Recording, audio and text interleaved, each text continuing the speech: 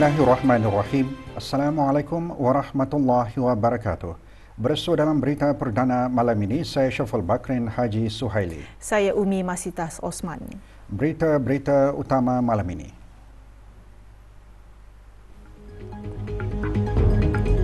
Duli Yang Teramat Mulia Paduka Seri Pengiran Muda Abdul Malik berkenan berangkat ke Majlis Khatam Al-Quran anjuran Yayasan Sultan Haji Hassan Al-Bolkiah.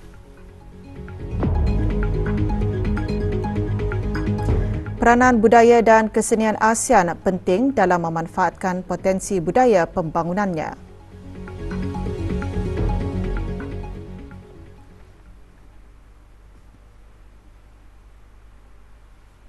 Duli Yang Teramat Mulia Paduka Seri Pengiran Muda Abdul Malik, Ibni Kebawah Duli Yang Maha Mulia Paduka Seri Baginda Sultan Haji Hassan Al-Bolkiah Mu'izzuddin Wad Daulah, Pengerusi Jemaah Takbir Yayasan Sultan Haji Hassan Al-Bolkiah berkenan berangkat ke Majlis Khatam Al-Quran sempena bulan Ramadan anjuran Yayasan Sultan Haji Hassan Al-Bolkiah.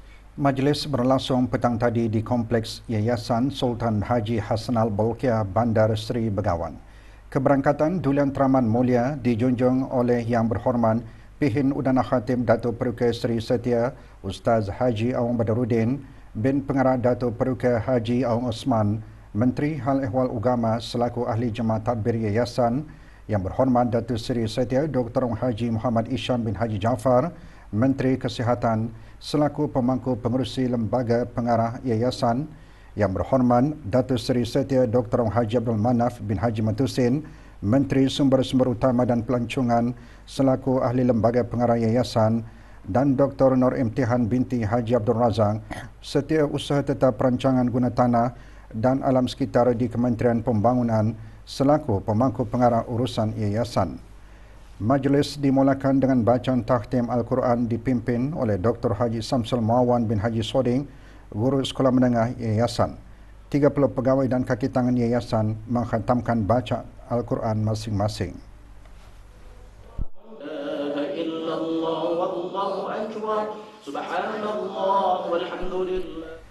Doa khatam dan doa selamat dibacakan oleh yang dimuliakan Begawan Pihin Khatim Datuk Peruka Haji Mustafa bin Haji Moran. Majlis diteruskan dengan majlis berbuka puasa dan sembahyang fardu maghrib berjemaah.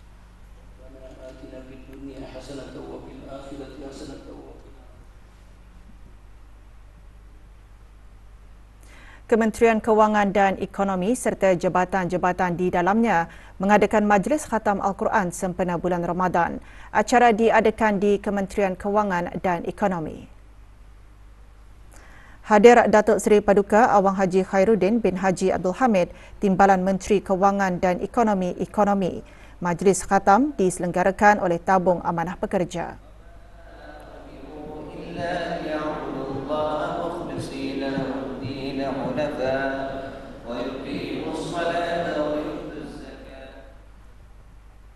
Syarikat Penerbangan Diraja Brunei RB mengadakan majlis membaca surah Yasin dan tahlil bagi almarhum Sultan Haji Umar Ali Saifuddin Saadul Khariwaddin, almarhumah Duli Raja Isteri Pengiran Anak Damin dan almarhum Duli Yang Teramat Mulia Paduka Seri Pengiran Muda Haji Abdul Azim. Majlis berlangsung petang tadi di Kubah Makam Diraja. Hadir Yang Berhormat Datuk Seri Setia Awang Haji Muhammad Juanda bin Haji Abdul Rashid, Menteri Pembangunan selaku Pengerusi RB. Seramai 50 kaki tangan dan pengurusan RB menyertainya. Acara dikendalikan bersama rangkaian pengembaraan Cyber Brunei.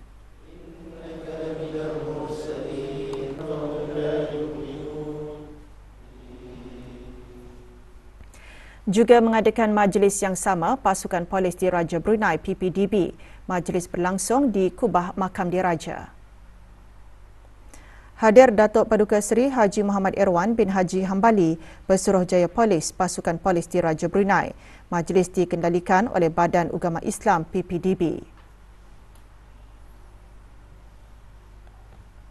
Majlis serupa turut diadakan petang tadi oleh Kementerian Pendidikan. Dikendalikan oleh Jabatan Peperiksaan dengan kerjasama Pusat Teknologi Pendidikan dan Urus Setia Majlis Pelajaran Kebangsaan. Majlis berlangsung di Kubah Makam Diraja. Mengetuai rombongan Dr. Haji Azman bin Ahmad, Setiausaha Tetap Pengajian Tinggi Kementerian Pendidikan. Majlis merupakan aktiviti tahunan Kementerian Pendidikan bagi menyemarakkan bulan Ramadan dan sebagai wadah meningkatkan amal ibadat serta mengeratkan silaturahim sesama pegawai dan kaki tangan.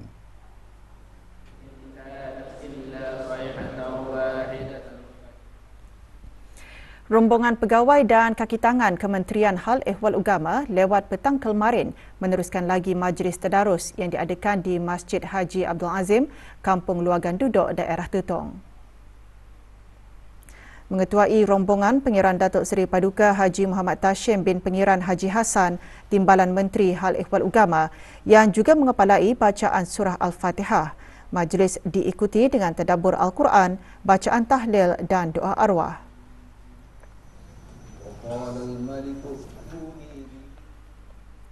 Cuaca panas dan kering diramal sehingga hujung bulan Mac. Ikuti bahan beritanya selepas ini.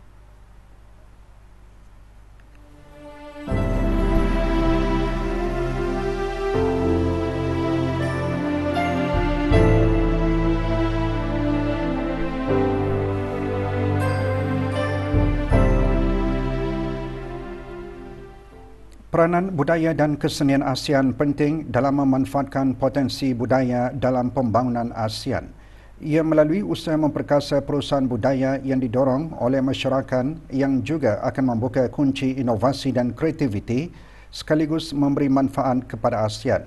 Menteri Kebudayaan Belia dan Sukan menekankan perkara tersebut semasa menghadiri mesyuarat ke-31 Majlis Komuniti Sosial Budaya ASEAN ASCC yang telah diadakan pada 23 hingga 24 Mac lalu di Luang Prabang Republik Demokratik Rakyat Laos. Mesyuarat tersebut yang bertemakan Enhancing Connectivity and Resilience dipengerusikan oleh Puan Yang Terutama Sony Savan Venaken, Menteri Penerangan Kebudayaan dan Pelancongan Republik Demokratik Rakyat Laos. Semasa mesyuarat tersebut, Menteri-Menteri ASCC bertukar-tukar pandangan berkaitan hala tuju strategik tunggang ASCC terutama perkembangan pembentukan ASCC Post-2025 Strategic Plan. Yang berhormat Datuk Seri Setia Awang Haji Nazmi bin Haji Muhammad turut menghadiri ASCC Council's Interface bersama Menteri-Menteri Badan Sektoral ASCC Laos PDR bagi ASEAN Community Vision 2045 dengan mengambil maklum mengenai pandangan dan cadangan para menteri. Pada penghujung mesyuarat, Menteri-Menteri ASCC menghargai kejayaan dalam pembangunan dan pelancaran ASCC Database for Monitoring and Evaluation ADME System yang menggariskan peranan penting data berasaskan bukti dalam pembentukan dasar ASCC, perancangan dan pelaksanaan inisiatif-inisiatif serta mengukuhkan lagi perkongsian dan kerjasama. Negara Brunei Darussalam mengalami cuaca panas melampau atau biasa dikenali sebagai kejadian gelombang haba pada waktu siang sejak 21 Mac lalu. Suhu maksimum harian yang direkodkan di beberapa kawasan di negara ini mencapai sekurang-kurangnya 35 darjah Celsius berturut-turut dalam 3 hari kebelakangan. Kemarin 7 kawasan merekodkan cuaca panas melampau, manakala 5 kawasan lain merekodkan suhu cuaca panas luar biasa. Keadaan ini juga disebabkan oleh pengurangan aktiviti turunan hujan. Jumlah turunan hujan yang direkodkan di stesen pencerapan cuaca lapangan terbang antarabangsa Brunei bagi bulan Mac adalah 5.6 mm iaitu jauh di bawah paras normal. Cuaca bagi negara Brunei Darussalam pada minggu akhir bulan Mac masih diramalkan panas dan kering dengan pengurangan jumlah dan aktiviti hujan. Suhu maksimum harian dijangka boleh mencecah antara 33 hingga 36 darjah Celsius. Keadaan cuaca berjerebu juga diramalkan berlaku. Orang ramai dinasihatkan untuk mengambil langkah berjaga-jaga dan keselamatan akan keadaan cuaca panas dan kering yang diramalkan berlaku. Catatan suhu maksimum harian bagi kawasan-kawasan di negara Brunei Darussalam boleh didapati melalui laman Facebook, Instagram dan saluran Telegram Brunei Weather. manakala maklumat cuaca terkini boleh diperoleh dengan menghubungi peramal cuaca yang bertugas di Pusat Ramalan Cuaca melalui talian cuaca 114 atau melayari laman sesawang dan melalui aplikasi bimbit Brunei WX. Peranan Komuniti Penghubung Berkepentingan SLC dan Duta Pembangunan Sumber Manusia HRDA yang mewakili setiap agensi kerajaan adalah penting dalam membantu Institut Perkhidmatan Awam IPA merancang dan memberkesankan lagi program-program pembelajaran di IPA. Berucap demikian semasa majlis pelancaran Hari Pelanggan Institut Perkhidmatan Awam, Setiausaha Tetap Urus Tabir Perkhidmatan Awam Jabatan Perdana Menteri berkata, ia adalah memastikan agar peranan itu sentiasa relevan bagi memastikan warga perkhidmatan awam dibekalkan pengetahuan serta kemahiran yang sangat diperlukan dalam melaksanakan tugas dan tanggungjawab masing-masing dengan berkesan. Majlis diadakan di Institut Perkhidmatan Awam Rimba pagi tadi. Awang Ajman bin Haji Maludin juga menjelaskan dalam menjayakan dasar dan inisiatif yang dilaksanakan, pandangan, keperluan dan aspirasi pelanggan warga perkhidmatan awam juga perlu diambil kira. Di majlis ini, video Kopran dan program Direktori Pembelajaran dan Pembangunan IPA bagi April 2024 hingga Mac 2025 dilancarkan. Hari Pelanggan IPA bertujuan memberi gakan program dan perkhidmatan IPA meningkatkan pengetahuan mengenai etika kerja dan kemahiran asas IT. Program Mukhayyam Islami 2.0 merupakan wadah komunikasi dan latihan yang efektif kepada masyarakat di luar bandar dalam membentuk sebuah negara bercirikan Baldatun Thayyibatun wa Rabbun Ghafur. Program anjuran bersama Kolej Universiti Perguruan Ugama Seri Begawan Kupu SB dan Pusat Dakwah Islamiah yang diadakan selama 2 hari di Kampung Melilas, daerah Blaid berakhir kemarin dengan majlis penutup. Penyampaian sijil disempurnakan oleh Profesor Madya Dr. Haji Abdul Nasir bin Haji Abdul Rani, Rais Kupu SB. Program disertai oleh 27 pelajar kolej berkenaan. Majlis diselajurkan dengan penyampaian sumbangan kepada 18 buah keluarga peserta mu'alaf.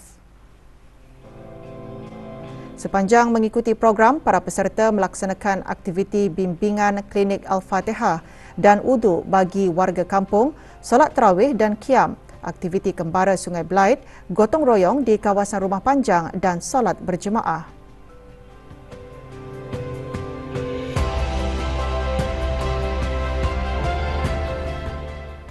Ia melatih mental dan fizikal. Pasal apa? Pasal ia perjalanan daripada Kupu SB dan sampai kepada Malilas dan bekerjasama lagi sama penduduk-penduduk dan juga dapat juga tahu macam mana kehidupan orang yang berada di dalam Malilas ini.